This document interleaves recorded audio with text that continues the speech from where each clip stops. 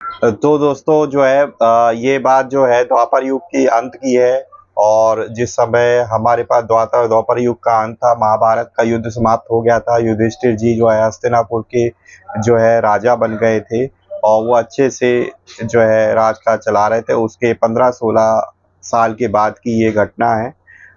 भगवान जगन्नाथ जी को एक्चुअली भगवान विष्णु जी श्री कृष्ण जी का ही अवतार माना गया है।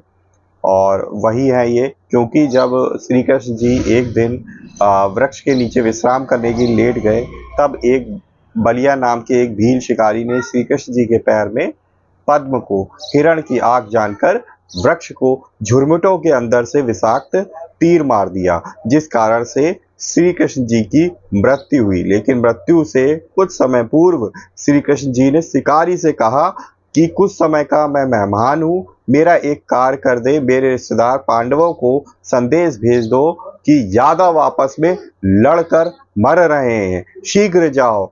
जब अर्जुन तथा युधिष्ठिर आदि पांचों पांडव पहुंच गए, तब श्री कृष्ण जी ने अर्जुन से कहा कि मेरे शरीर को जलाकर इसकी राख को काष्ठ की पेटी यानी संदूक बनवाकर उसमें डालकर पूर्ण रूप से बंद कर देना और समुद्र में बहा देना। ऐसा ही किया गया। कुछ समय उपरांत वो पेटी बहकर उड़ीसा के पुरी के पास समुद्र के किनारे पहुंच गई। उड़ीसा का राजा इंद्रदमन था, जो कि श्री कृष्ण जी का परम भक्त था। दोस्तों, श्री कृष्ण जी ने राजा को स्वप्न में पहले से ही दर्शन दे दिया था और बताया था कि मेरे शरीर की राख एक काष्ठ की पेटी संदूक में डालकर द्वारिका में बहाई गई थी, जो अब पुरी यानी उड़ीसा में आ गई है, समुद्र के किनारे आ चुकी है। उसको निकालकर वही समुद्र के किनारे जगन्नाथ नाम से मंदिर बनवा दे। राजा इंद्रदमन ने श्री कृष्ण जी की बात मानकर मंदिर बनवा दिया।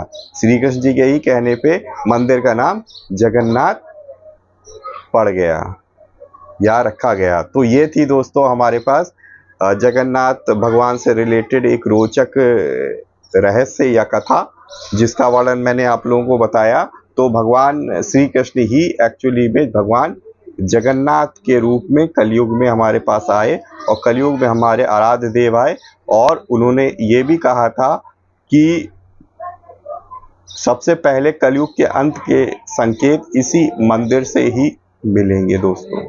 ठीक है, इसके बारे में हम लोग और भी जगन्नाथ भगवान जी के बारे में और भी हम लोग नेक्स्ट सेशन में जानेंगे। तो ये सेशन आपको कैसे लगा, ठीक है, आप अपनी राय कमेंट बॉक्स में ज़रूर लिखिएगा।